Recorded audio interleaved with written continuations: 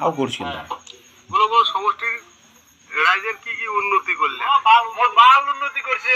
ওই শুয়োরের বাচ্চা স্যান্ডেলের মালা, জুতের মালা, ওই বেডি সহ মানুষের তেনার মালা গালাপ দিয়ে শালা গোলগোল সমষ্টি দিয়ে ঘোরার দরকার ছিল।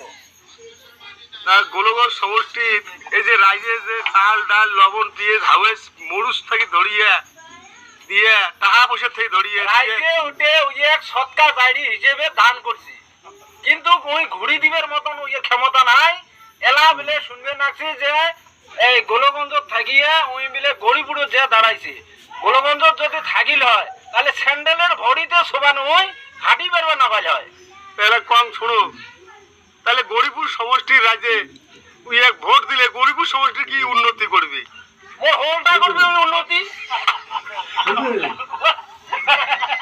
গোলগঞ্জ সমষ্টিতে পড়ি গেল আর ওই গরিবুর সমষ্টি ওই কোন পাল্টা জানে ওই এমএলএর যোগ্য ওই আরো উন্নতি করবে, রাইজের হোলটা উন্নতি করবে ওই। এই গরিপুর সমষ্টির রাজ্য তোমরা একজন সচেতন নাগরিক হিসেবে কি কবার চান? সচেতন নাগরিক হিসেবে এক স্যান্ডেলের মালা দিয়ে এক স্বাগতম জানার দরকার আছে রাইজে এই বাতে। তুই এক টিকিট ঠিক আই দিই কই কংগ্রেসের দল থেকে এই জারু শালা মহিবুল রকিবুল এই শালা 5 কোটি টাকা নিয়ে দিছে এই টিকিট। ও শালা যোগ্য এমএলএ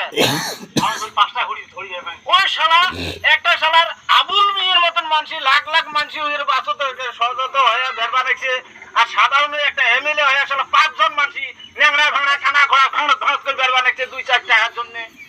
এলে কিনে নিছে।